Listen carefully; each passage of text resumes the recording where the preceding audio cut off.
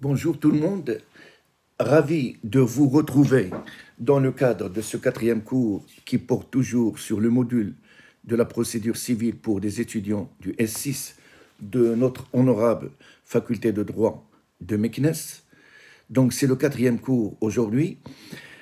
Il y a une nouveauté, la faculté, le doyen nous a demandé à ce que tous les étudiants disposent de la totalité des cours dès à présent pour qu'ils puissent, dans le cadre de ce confinement, préparer leur examen tranquillement. C'est la raison pour laquelle il faudra qu'on dépose la totalité du cours au plus tard, au bout de cette semaine.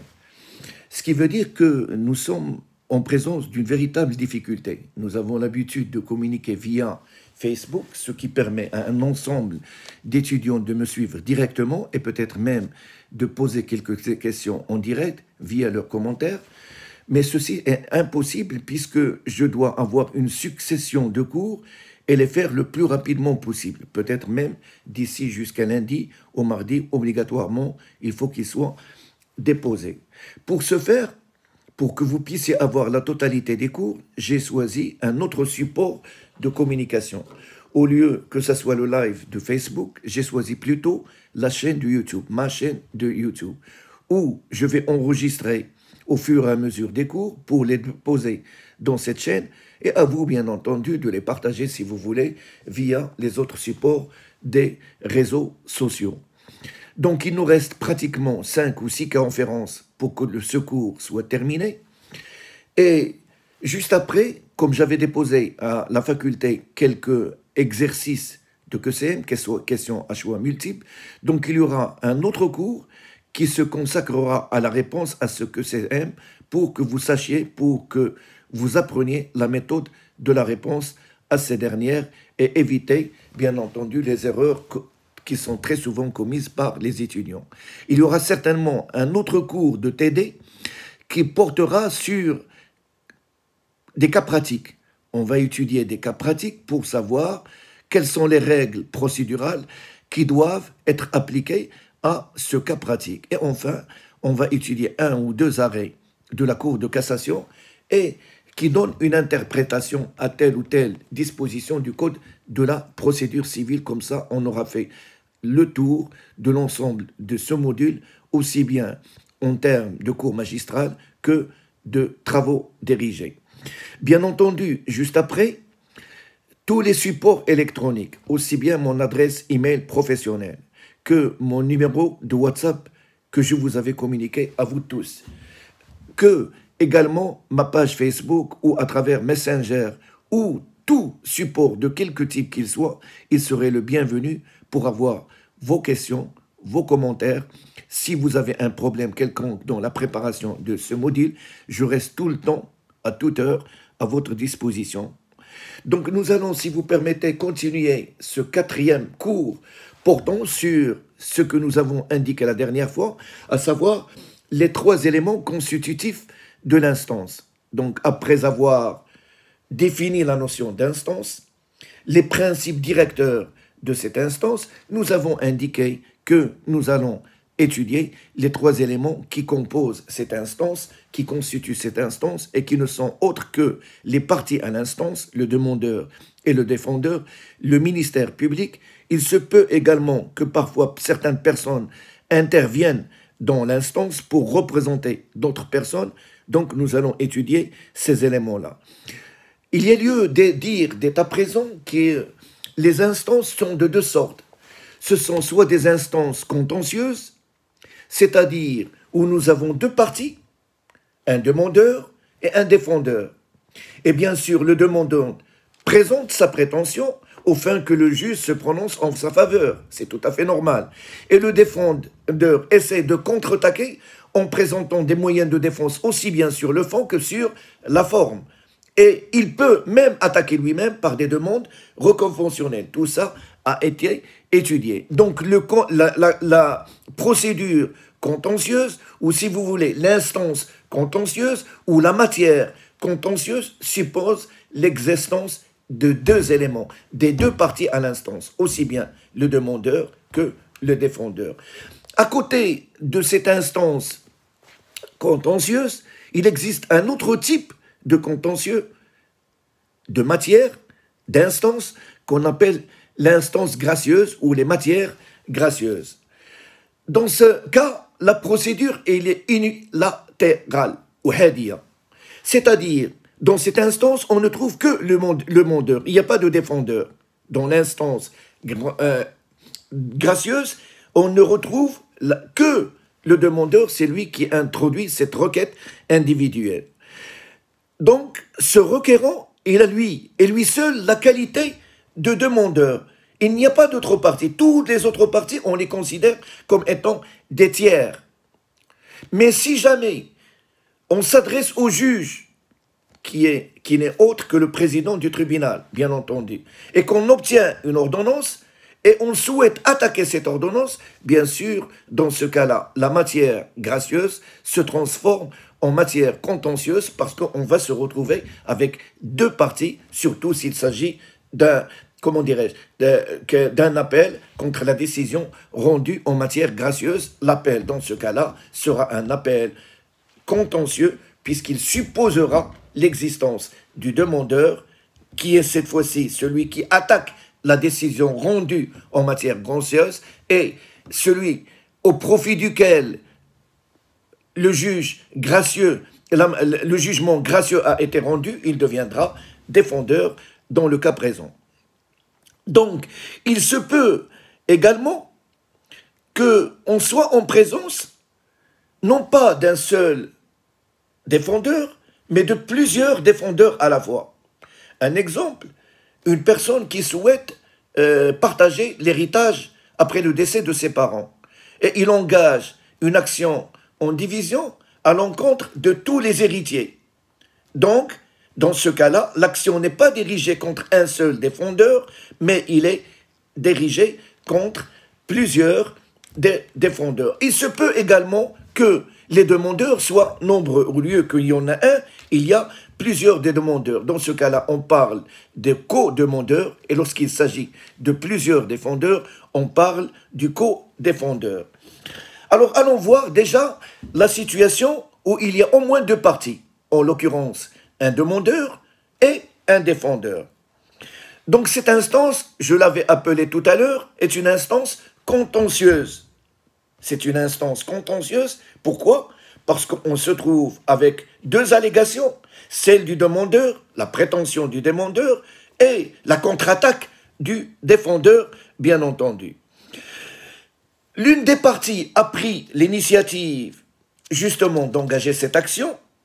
Sa position, donc, est une position de demandeur. Alors que l'autre partie, contre qui l'action a été dirigée, il prend la position ou la qualité de défendeur. Pourquoi souhaitons-nous distinguer ces deux parties à l'instance, c'est-à-dire le demandeur ou le défendeur? Eh bien, il y a plusieurs raisons. D'abord, donnons une idée générale.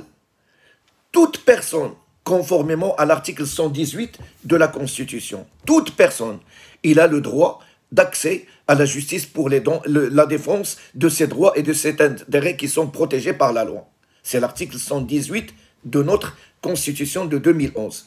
Toute personne, il a le droit d'aller voir un juge pour défendre ses intérêts lorsqu'il suppose, lorsqu'il prétend, lorsqu'il croit que ses intérêts sont bafoués.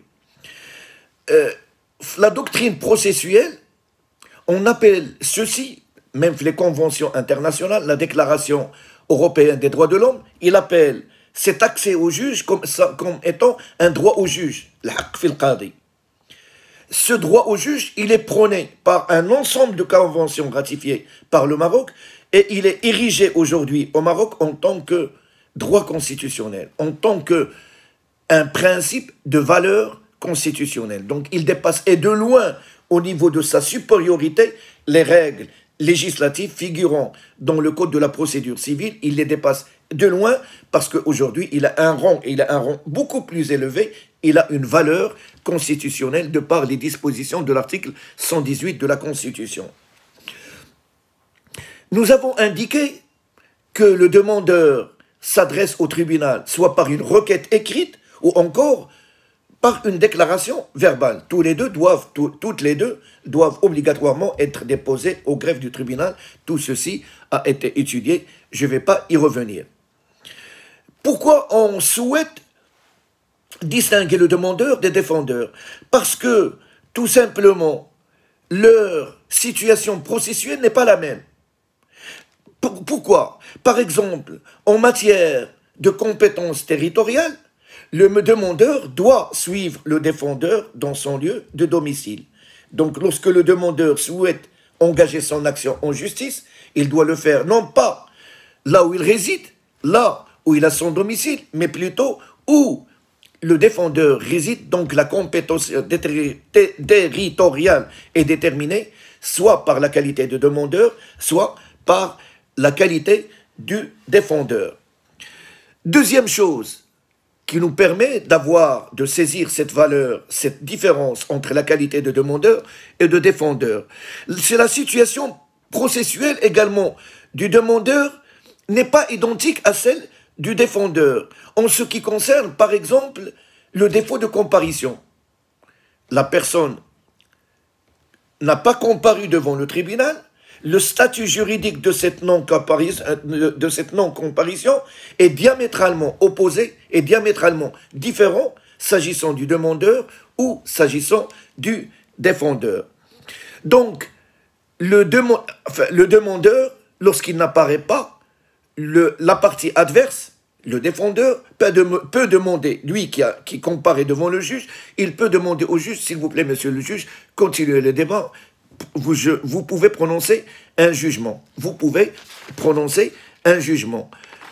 Comme il peut également demander au juge de déclarer la citation, l'instance, l'assignation caduque. Pourquoi? Parce que tout simplement, le demandeur qui devrait être présent, il ne l'est pas. Autre chose, lorsque le demandeur souhaite changer, modifier ses prétentions, sa demande, on parle plutôt de demande additionnelle, talabat idafia. Alors que lorsque le défendeur ne se contente pas d'invoquer des moyens de défense sur le fond ou sur la forme, et qu'il attaque lui-même, on ne parle pas de demande additionnelle, mais plutôt de demande reconventionnelle, talabat muqabila. La renonciation à l'instance, donc se présente par rapport au demandeur par un désistement. On appelle, si le demandeur, parce qu'il a trouvé un terrain d'arrangement, un terrain d'entente avec le défendeur en dehors des murs du tribunal, et il ne souhaite plus poursuivre l'action en justice, on parle de désistement. Mais s'agissant du défendeur, on parle plutôt d'acquiescement ou encore d'acceptation du jugement. Acquiescement, ça veut dire, oui, ce que vous avez dit, je l'accepte, je ne vais pas me défendre, je sais que je vais perdre. Ou encore, s'agissant, lorsque le jugement serait rendu, il s'exécute sans qu'il puisse interjeter appel. On parle de l'acquiescement. L'acquiescement. Donc, voici ce qu'il y a à dire, la position du demandeur. Quid lorsqu'il s'agit du défendeur? Rappelons que le défendeur est la personne contre laquelle la prétention fixée à l'acte introductif d'instance est dirigée. Pour qu'une personne ait la qualité de défendeur à l'instance, il faut, c'est une obligation, qu'il soit personnellement et nominalement sa personne intéressée au procès. S'il est étranger au procès, il n'a pas d'intérêt, il n'a pas la qualité, et par conséquent, il ne peut pas être, sa qualité de défendeur ne peut pas être acceptée. Ce qui revient à dire que la demande doit tendre à la reconnaissance d'un droit à son encontre, pas à l'encontre d'autrui. À moins s'il représente autrui, mais même s'il les représente, ce n'est pas contre lui que l'action a été engagée, mais contre la personne qui représente, c'est à lui qu'on souhaite reconnaître un droit existant pour le demandeur.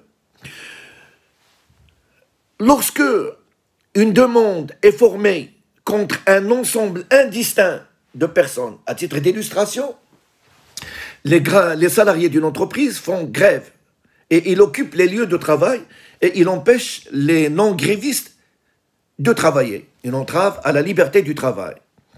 Dans ce cas-là, l'employeur a le droit de saisir le juge des référés parce qu'il y a urgence. Nous allons les voir dans le cours dans les cours qui vont venir plus tard, les instances particulières. On a le droit, parce qu'il y a urgence, de demander au juge des référés d'expulser les grévistes.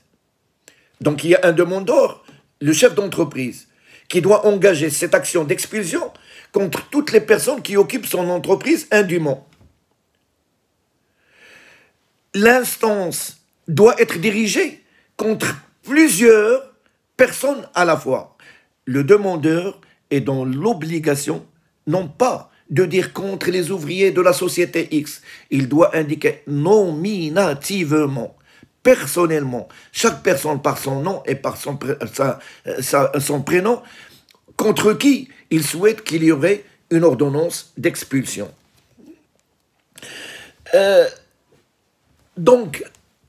Voilà ce qu'il y a à dire par rapport à cette situation.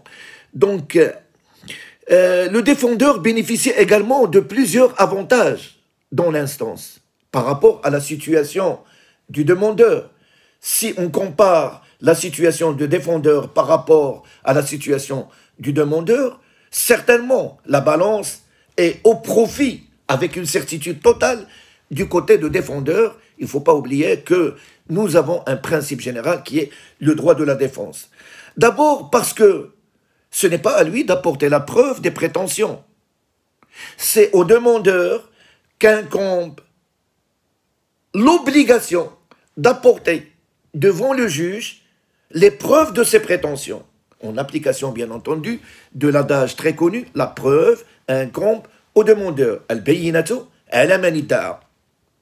Ensuite, le juge qui serait territorialement compétent pour trancher le litige, en principe, il y a des exceptions, et généralement le juge où il réside. Donc il ne va pas supporter des frais pour aller, qu'est-ce que j'en sais, Agadir jusqu'à Mknas pour répondre à une prétention, notamment lorsque celle-ci est fallacieuse, lorsque celle-ci n'a pas véritablement de fondement.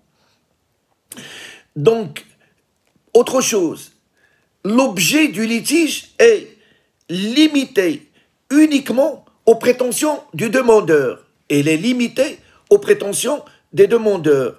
Donc, dans ce cas-là, le défendeur a une possibilité, il a cette possibilité d'étendre l'étendue du débat devant le juge. Comment?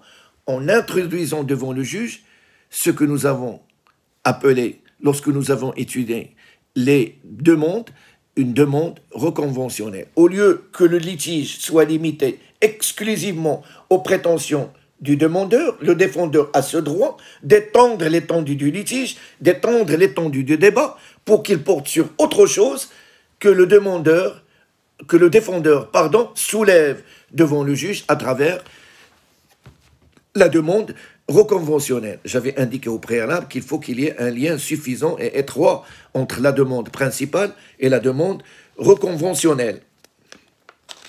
Il peut aussi faire évoluer l'instance en demandant l'entrée d'autres personnes dans le procès, dans l'instance.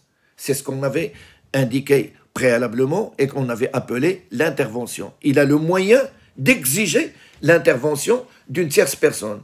À titre d'exemple, une banque qui a prêté de l'argent à une personne qui n'arrive pas à payer les échéances, et la banque, il avait, pour prêter cet argent à cette personne-là, demandé une caution.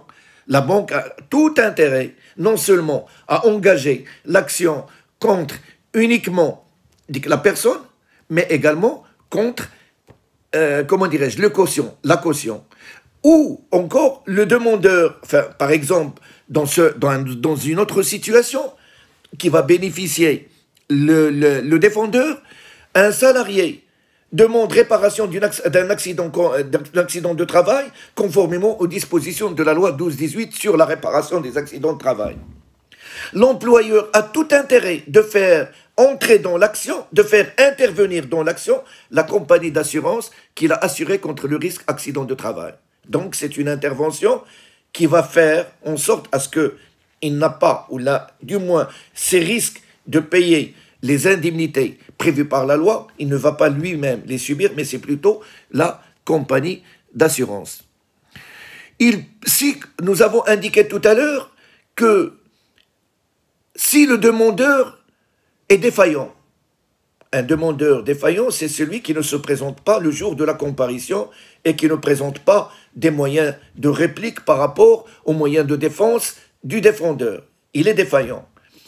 C'est au défendeur qu'appartient de signaler au juge, de demander au juge, soit de requérir un jugement sur le fond, abstraction faite que le demandeur n'est pas présent, ou encore de déclarer, mais monsieur le juge, puisque le demandeur n'est pas présent, et puisqu'il s'est contenté de présenter une demande sans qu'il ait consigné un avocat, sans qu'il soit représenté par un mandataire, sans qu'il y ait une présence de n'importe qui pour le représenter devant l'instance, donc je vous demande de déclarer l'instance ou la citation comme étant caduque.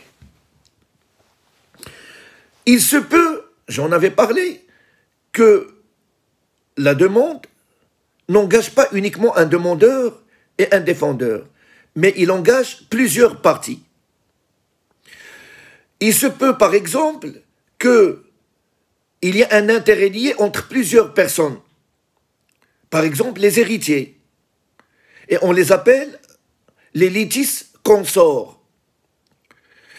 Chaque litis consort dispose de la liberté de diriger sa procédure à sa guise, comme il le souhaite. Il n'est pas obligé de suivre les arguments, les moyens de défense des autres litis consorts.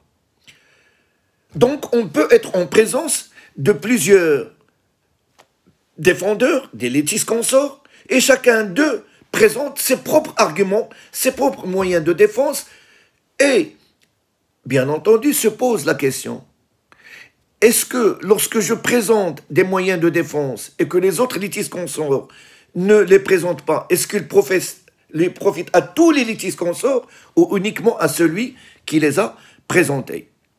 La réponse est la suivante.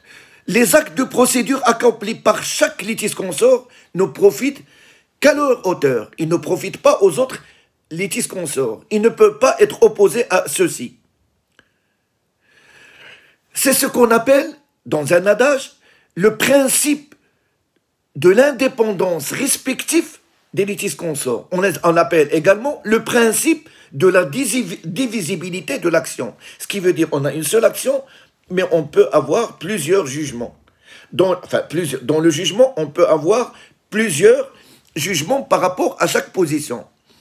Par exemple, dans un procès où nous avons un certain nombre de débiteurs, 10 débiteurs, واحد العشرة ديال الناس دائنين لواحد الشخص اللي سلفهم d'une manière solidaire هذوك الفلوس. Donc on les appelle les co-débiteurs solidaires. Tous, ils sont cités dans la demande comme étant des co-défendeurs. L'un d'entre eux, pas tous, les 10, il y en a واحد, donc les 9 non, l'un d'entre eux soulève que la procédure est nulle. Les autres défendeurs pourront être valablement condamnés par le tribunal s'ils ne reprennent pas le même argument pour leur compte. Si on n'a qu'un qui soulève cette nullité et que les autres ne l'ont pas fait, cette nullité, si jamais le juge juge qu'il est valable, il peut l'accepter, il y aurait des raisons d'être de cette nullité, ben, la demande du demandeur n'aura aucun effet sur ce co-défendeur qui s'est défendu de cette manière-là, mais le jugement sera rendu quand même à l'encontre des 9 autres co-débiteurs parce qu'ils n'ont pas soulevé le même argumentaire, le même moyen de défense. Supposons également que nous sommes en présence d'un syndicat des copropriétaires, d'un syndicat de copropriétaires appelé généralement le syndic d'un immeuble par exemple, et que l'immeuble connaît des défaillances en termes d'anomalies de construction, des désordres dans l'immeuble par rapport à sa construction, des vices de construction. Donc, le syndic de cet immeuble soulève une action devant le juge en indiquant que les constructeurs, ils sont défaillants par rapport à une obligation, l'obligation, bien entendu, à ce qu'ils rendent l'immeuble sans qu'il y ait des vices de construction. L'un des constructeurs soulève une objection devant le tribunal en indiquant que d'abord, vous, le syndic, vous qui représentez le syndic, vous n'êtes pas mandaté. Les statuts ne vous permettent pas de représenter le syndic devant la justice. Donc, votre représentation est nulle. Mais cet argument n'est pas repris par les 5 ou 6 autres constructeurs. Eh bien, le juge de fond, lorsqu'il tranche, et lorsqu'il constate qu'effectivement, les statuts ne donnent pas l'autorisation à la personne qui représente le syndic devant le juge de se faire, il peut déclarer l'action irrecevable par rapport à ce dernier, à ce constructeur, mais recevable par rapport aux autres qui n'ont pas soulevé ce moyen de défense, cet argument devant le juge, puisqu'ils ne l'ont pas repris dans leur conclusion. Ce principe, par contre, il connaît des dérogations, des exceptions. Lorsque le litige est indivisible, il est indivisible. Il y a indivisibilité, par exemple, du litige lorsqu'il s'agit du partage, le qisma. Lorsqu'il y a un partage, on ne peut pas dire que un des moyens évoqués par une personne n'intéresse pas les autres personnes, parce que lorsque le juge statue sur le partage, ceci va intéresser tous les co-défendeurs. On peut également parler des procédures collectives, les procédures de redressement des entreprises en difficulté. Même si l'action est menée contre plusieurs défendeurs, le juge, lorsqu'il prononce, il intéresse la totalité de ses co-défendeurs. L'assurance et l'assuré. Et également la question du divorce, entre la demande principale et la demande reconventionnelle, il n'y a pas de possibilité de division, de partage, Hedagel ou Hedagel, il y a indivisibilité et par conséquent, il y a le même jugement qui serait rendu. Voici donc ce qu'il y a à dire par rapport aux parties principales à l'instance, en l'occurrence le demandeur et le défendeur. Rappelons que le défendeur peut être plusieurs personnes qu'on appelle les co-défendeurs, et lorsqu'il s'agit d'héritiers, on les appelle les coliotis consorts. Il peut s'agir également de plusieurs demandeurs, mais en tout état de cause, lorsque le demandeur souhaite soulever son action, son instance contre plusieurs co-défendeurs, il faut qu'il les cite nominativement, et non pas citer l'ensemble des personnes, etc. Soukel, Hay, Ojara, Al-Muqawala, ou quelque chose de ce genre. Troisième partie à l'instance, c'est le ministère public, Niyab al-Amma. Le code de la procédure civile, dans son chapitre 2, est intitulé « Du rôle du ministère public devant les juridictions civiles ». Donc je ne suis pas en train de parler du rôle du ministère public devant les instances répressives, c'est devant les instances civiles. دور النيابة العامة أمام المحاكم المدنية. دور النيابة العامة أمام المحاكم المدنية. Et ce sont les dispositions des articles 6 jusqu'à 10 qui réglementent ce rôle du ministère public devant les instances judiciaires civiles. Et on distingue deux rôles principaux. Soit que le ministère public est partie principale au procès, taraf asli, soit que le ministère public n'est pas partie principale, mais il est partie jointe au procès. Lorsqu'il est partie principale, l'article 6 du Code de la procédure civile indique que le ministère public peut agir comme partie principale ou intervenir comme partie jointe. Il représente autrui dans les cas déterminés par la loi. Lorsque le ministère public agit d'office comme demandeur ou défendeur, ou dans les cas expressément déterminés par la loi, il dispose de toutes les voies de recours, à l'exception de l'opposition. Dans toutes les autres causes dont la loi ordonne communication, donc dans ce cas-là, on est en train de parler non pas du rôle du ministère public en tant que partie principale, mais plutôt en tant que partie jointe. Les cas où le ministère public doit obligatoirement intervenir en tant que partie principale, on ne les retrouve pas uniquement dans le Code de la procédure civile, mais ils sont éparpillés dans toutes les lois. On les retrouve pas dans toutes les lois, dans plusieurs lois. La loi portant sur la protection des consommateurs, la loi également sur l'immatriculation foncière d'un immeuble, la loi sur également, qu'est-ce que j'en sais, le redressement des entreprises en difficulté.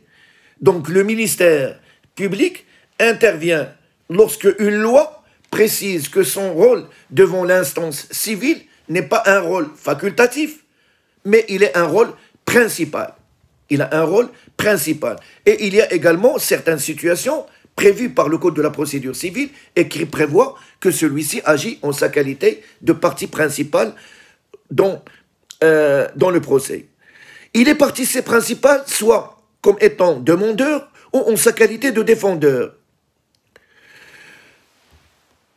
Il intervient, comme je viens de dire, obligatoirement dans tous les domaines où la loi exige son intervention. Soit en tant que partie principale, soit en sa qualité de demandeur, ou en sa qualité encore de défendeur. Par contre, dans plusieurs procédures civiles, la procédure peut faire en sorte à ce que la présence du ministère public ne soit pas obligatoire, mais elle demeure facultative. Lorsque le ministère public estime que l'affaire devant le tribunal porte atteinte à l'ordre public, il revient donc dans ce cas-là au ministère public d'apprécier l'opportunité de cette intervention. C'est à lui de juger est-ce qu'il doit intervenir ou pas.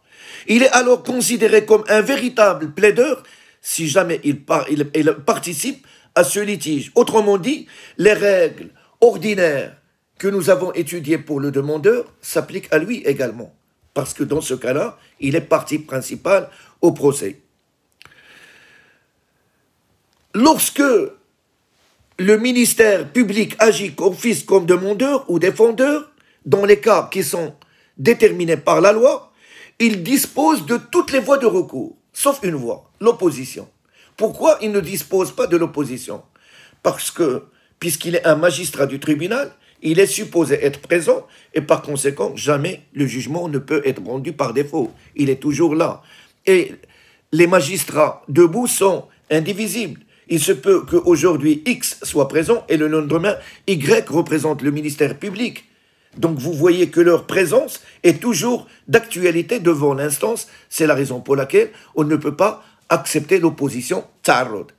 L'opposition, ça veut dire lorsqu'une personne n'a pas été notifiée, n'a pas été présent, il a le droit de se poser sous certaines conditions qu'on va voir, Inch'Allah, lorsqu'on étudiera dans un autre cours les voies de recours. Le ministère public, à côté de son intervention comme partie principale, il peut également intervenir en tant que partie jointe. En tant que partie jointe. Taraf mundam. Lorsque la loi estime qu'il n'est pas partie prenante dans le litige ne l'intéresse pas directement. Auquel cas, il demeure étranger à ce dernier et les dispositions du Code de la procédure civile indiquent qu'il peut soit lui-même demander communication de certaines procédures qui sont énumérées par l'article 9, donc c'est lui qui demande à ce qu'on lui communique les affaires qui se déroulent dans l'instance, comme il peut également se faire communiquer les procédures par le tribunal. C'est le tribunal qui demande au ministère public d'intervenir dans l'action.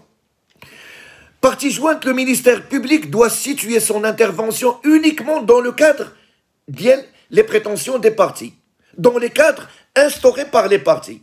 Il ne peut pas s'immiscer dans les discussions qui portent uniquement sur des intérêts privés. Son intervention ne concerne que l'intervention pour protéger la bonne application de la loi et l'intérêt général seulement. Mais il ne peut pas s'immiscer pour dire non, je ne suis pas d'accord sur telle explication de telle, comment dirais-je, de telle chose dans le contentieux qui oppose les parties. L'article 8 du Code de la procédure civile indique dans toutes les causes dont la loi ordonne communication au ministère public, ainsi que dans celles où il a demandé d'intervenir après communication du dossier, ou lorsque la procédure lui a été communiquée d'office par le juge, le ministère public agit comme partie jointe et ne dispose pas, dans ce cas, d'aucune voie de recours. S'il y a un jugement qui est rendu alors qu'il est partie jointe, il n'a pas le droit de faire un recours en appel. Il n'a pas le droit de faire tous les voies de recours, aussi bien ordinaires qu'extraordinaires. Si on lit attentivement les dispositions de l'article 8 du Code de la procédure civile, qui indique que dans tous les cas, les causes, dans toutes les affaires, dans toutes les instances, dont la loi ordonne communication au ministère public, ainsi que dans celles où il a demandé lui-même à intervenir, et après communication du dossier, ou lorsque la procédure lui a été communiquée, le ministère agit comme partie jointe et ne dispose pas des voies de recours. Allons voir, si vous permettez, et lisons attentivement les dispositions de l'article 6 du Code de la procédure civile. Le ministère peut agir comme partie principale, il agit. Vous voyez le terme, il agit. Donc c'est lui qui demande, c'est lui qui se défend. Ou intervenir. Donc vous voyez qu'il ne s'agit que d'une intervention. Lorsqu'il est partie jointe, il intervient de l'action qui est déjà engagée. Il ne peut pas lui-même soulever l'action, il ne peut le faire que lorsqu'il est partie principale. Mais lorsque l'action est soulevée, l'instance est née, le lien juridique d'instance, l'article 6 utilise l'expression « il intervient ». Donc il ne fait que intervenir lorsqu'il est partie jointe. Quelles sont les communications légales qui sont obligatoirement remises au ministère public pour qu'il puisse s'y prononcer? Ils sont énumérés par les dispositions de l'article 9 qui a connu des modifications, notamment le 3 février 2004.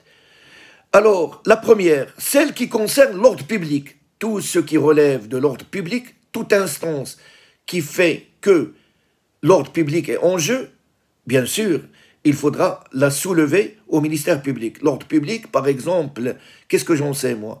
Une sentence arbitrale qui concerne une concubine avec un Marocain et qui a été rendue par un arbitre étranger, et la concubine vient au Maroc pour demander l'exéquatur. Senet Senfidi. Là, l'ordre public marocain est en jeu.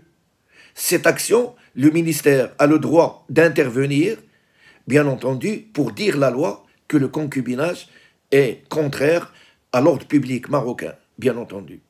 Toutes les affaires qui concernent l'État, tout contentieux où l'État est parti, le ministère public, on doit obligatoirement lui communiquer la procédure. Les collectivités locales, les établissements publics, les dons et legs au profit d'institutions charitables, les biens habous et les terres collectives, toutes les instances qui concernent la numération de l'article 1 doivent obligatoirement être communiquées au ministère public. 2. Celles qui concernent la famille, d'une manière générale, l'état civil, tout ce qui concerne la famille. Celles qui concernent les personnes incapables ou d'une façon générale, toutes celles où l'une des parties est défendue ou assistée par un représentant légal. 4e, communication exigée par la loi, celles qui concernent et intéressent des personnes présumées absentes.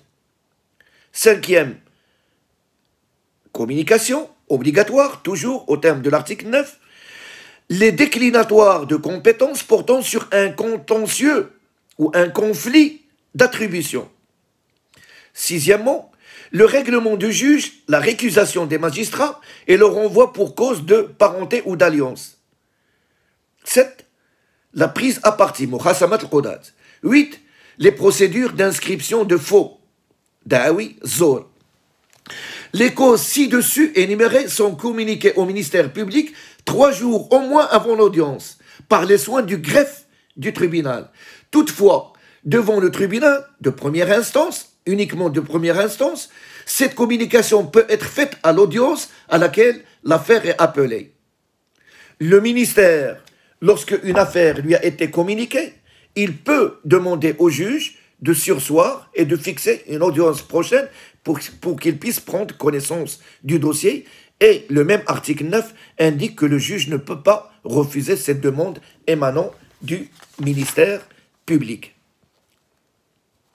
Le ministère public, dans ces affaires-là, il peut faire connaître son avis, son opinion, ses conclusions, soit d'une manière écrite, soit verbalement, c'est-à-dire oralement.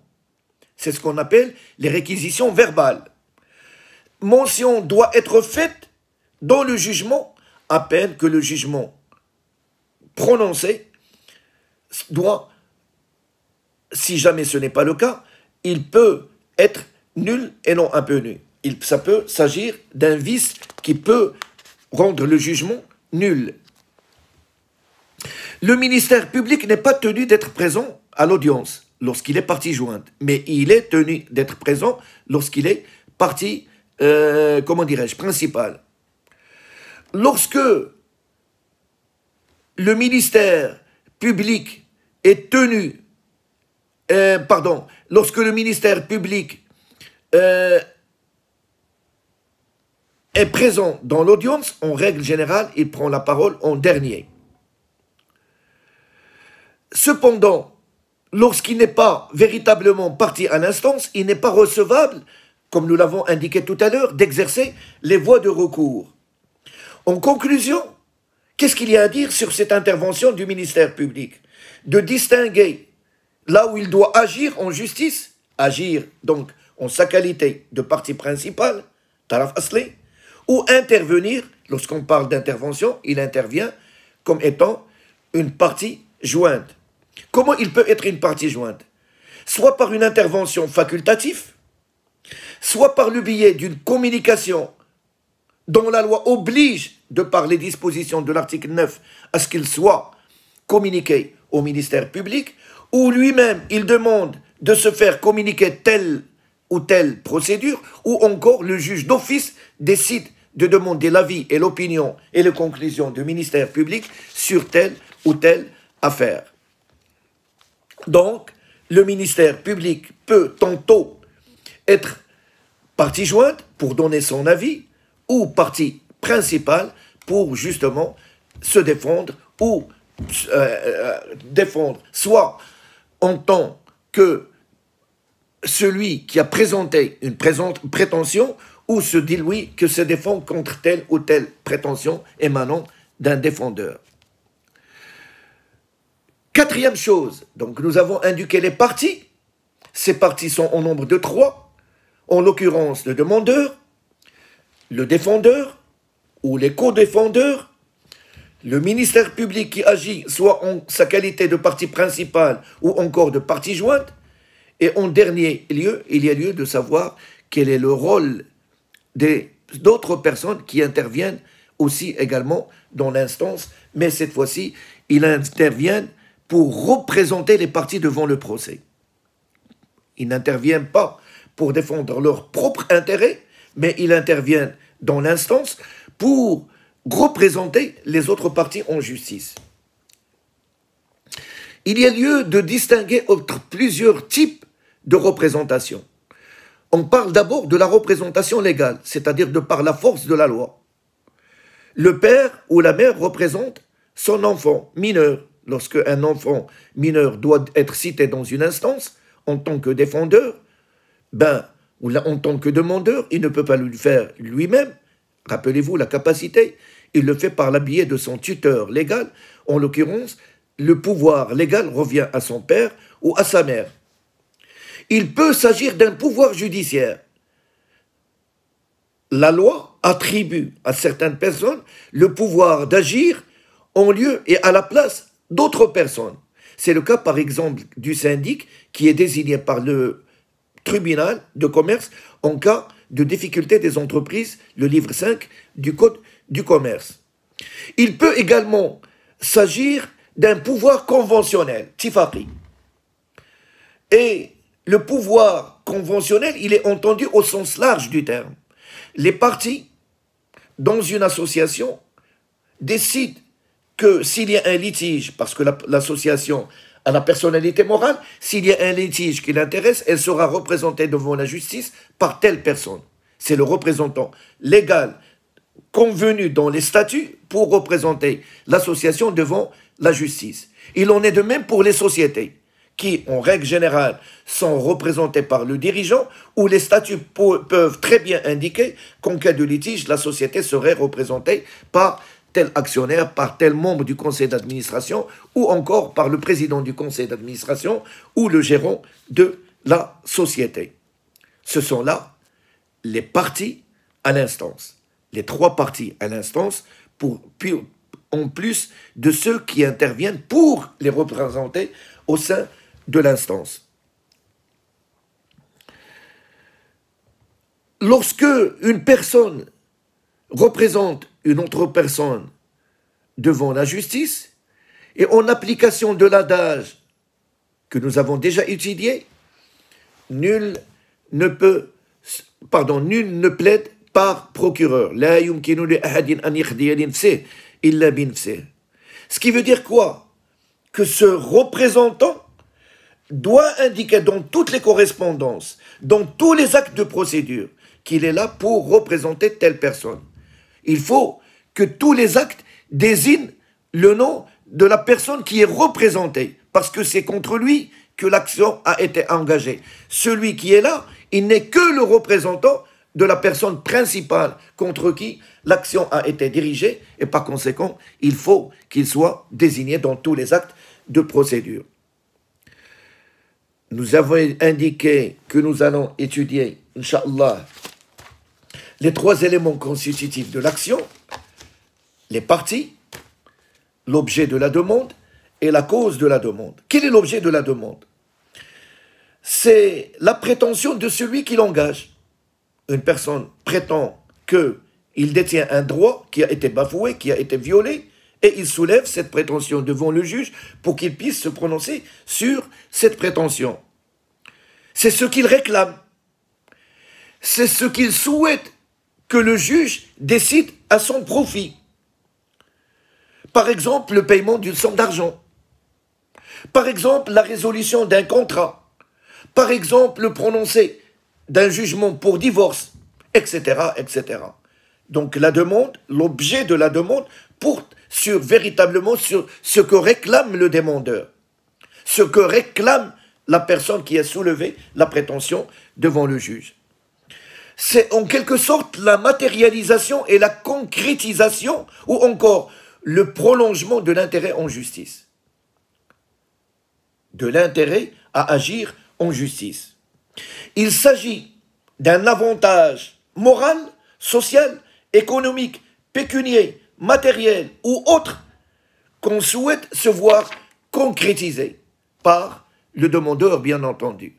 C'est-à-dire, en quelque sorte, la reconnaissance d'un droit subjectif, un droit substantiel du demandeur. C'est ça l'objet de la demande.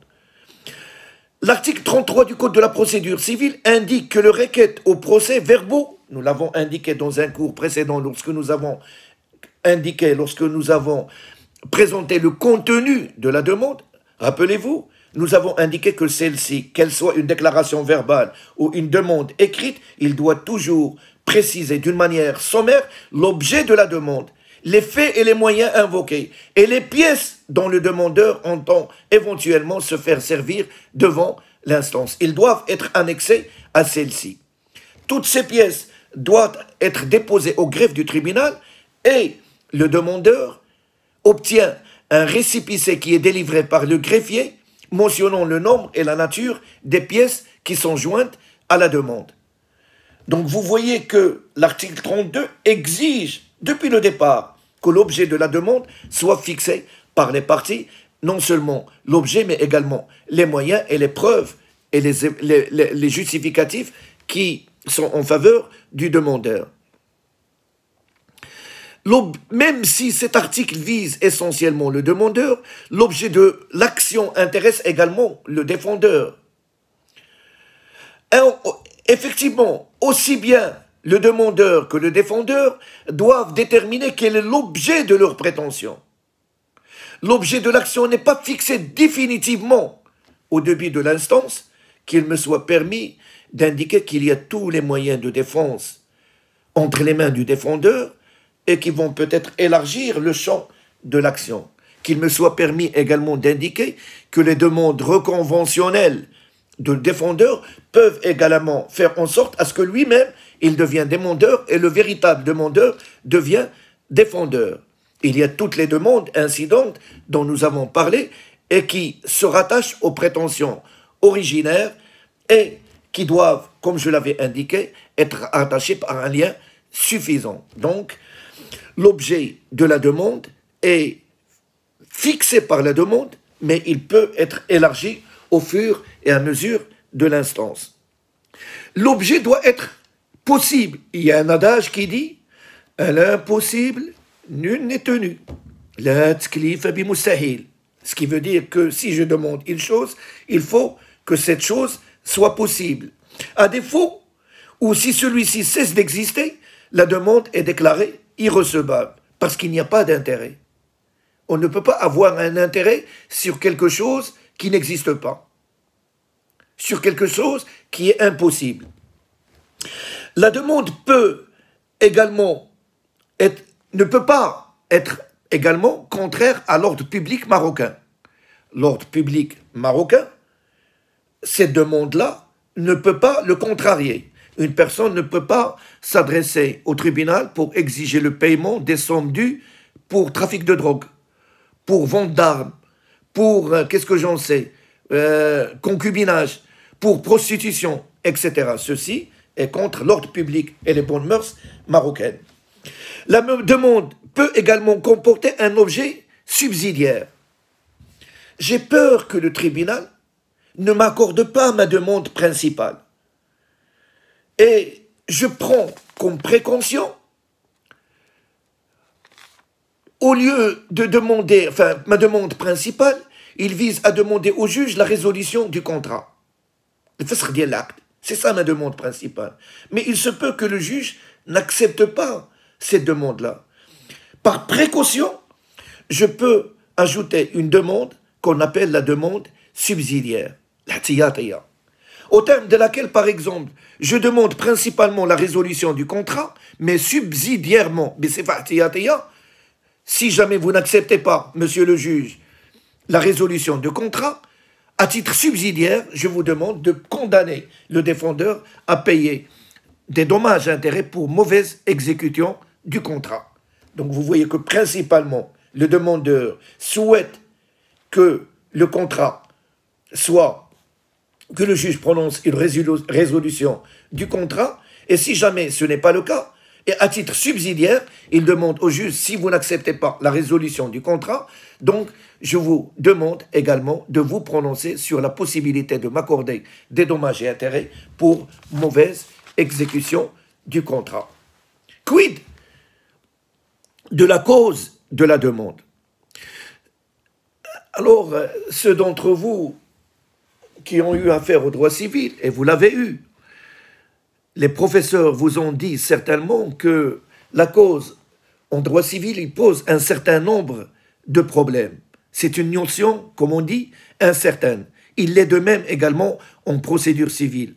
On peut considérer, comme c'est le cas en droit civil, en droit des obligations, que la cause de l'instance est une cause et elle est incertaine. Mais on s'accorde en règle générale à définir la cause de la demande comme étant le fondement juridique de celle-ci. Le fondement juridique de celle-ci. La doctrine estime par contre que la cause de la demande bien entendu, est constituée de l'ensemble des faits allégués pour obtenir que le juge, appliquant la bonne norme juridique, la bonne norme adéquate, prononce une condamnation sollicitée après avoir déclaré la demande recevable et bien fondée de par ce dernier. C'est une définition doctrinale qui fonde la définition sur l'ensemble des faits allégués pour obtenir que le juge se prononce en leur faveur. Dans cette conception, la clause de la demande est le complexe de faits qui est générateur du droit invoqué par le demandeur à l'appui de sa prétention. Le choix de l'application de la véritable norme juridique, il appartient au juge. Même si les parties soulèvent telle ou telle règle juridique, telle règle ou de droit, ça revient au juge de donner la véritable qualification juridique à ces faits et bien sûr chercher la règle juridique, la règle de droit appropriée pour l'appliquer à ces qualifications qu'il vient de donner aux faits. Ce faisant, le juge doit toujours respecter le principe du contradictoire. Donc ce sont là le quatrième cours qui porte sur les trois éléments constitutifs de l'action, en l'occurrence les parties, l'objet de la demande et la cause de la demande. S'agissant des parties, il y a lieu de distinguer entre le demandeur et le défendeur, et nous avons indiqué quelle est la position processuelle des deux parties. Nous avons indiqué tout à l'heure qu'il est différente. Il nous permet de situer le tribunal territorialement compétent. Il nous permet de savoir est-ce qu'on est en train d'acquiescer ou de désister. Il nous permet de savoir est-ce qu'on est en train de faire une demande additionnelle ou une demande reconventionnelle, etc. Nous avons indiqué qu'il y a des situations où il peut y avoir plusieurs co-demandeurs ou co-défendeurs et j'avais précisé les règles à suivre par rapport à ces moyens de défense, notamment lorsqu'il s'agit de défendeurs, il ne bénéficie, il ne profite qu'à celui qui a soulevé le moyen de défense et non pas aux autres co-défendeurs. Nous avons également parlé de la situation de ministère public en faisant la distinction entre les situations où il intervient en tant que partie principale, parce que plusieurs règles juridiques en dehors du code de la procédure civile l'exigent, ou il intervient également dans une action en justice en tant que partie jointe. Soit parce que la communication de certaines procédures est obligatoire, soit il intervient d'une manière facultative parce qu'il soupçonne que c'est une question qui intéresse l'intérêt général et par conséquent, il souhaite donner son avis, ou encore cette intervention dans l'instance se fait par le biais du juge, c'est une intervention d'office. Son statut, en sa qualité de partie principale, est différent de son statut juridique en tant que partie jointe, bien entendu. Nous avons également parlé de l'objet de la demande, et nous avons également parlé du cause de la demande, étant entendu que cet objet il doit obligatoirement ne pas être au contraire à l'ordre public. Il doit également être possible. Il y a également la possibilité, à ce que le demandeur fasse une demande principale, une demande initiale et une demande à titre subsidiaire si jamais il succombe sur la demande principale.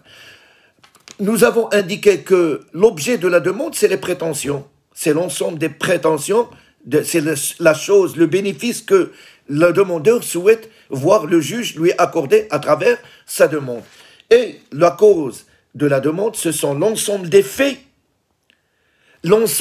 allégués par les parties devant l'instance et auquel le juge, abstraction faite des qualifications données par les parties, redonne la véritable qualification et cherche la véritable règle de droit pour les appliquer à ce litige. Rendez-vous, Inch'Allah, dans un autre cours qui aura lieu certainement après un certain moment de repos, peut-être même l'après-midi. Comme j'ai dit tout à l'heure, la totalité des cours, je vais certainement, les diffuser dans la chaîne YouTube plutôt que dans Facebook, parce que comme il y aura une succession de cours, je ne peux pas vous demander d'être présent pendant un certain nombre d'heures, 6 heures, ou la 7 heures, ou la 8 heures, j'en sais rien, pendant 2 ou 3 jours successifs. Merci de votre attention et au prochain cours, le 5e, Inch'Allah, concernant toujours le module de la procédure civile pour les étudiants du S6 de la faculté des sciences juridiques, économiques et sociales de Mknas et de l'université Moulay Ismaïl. Merci.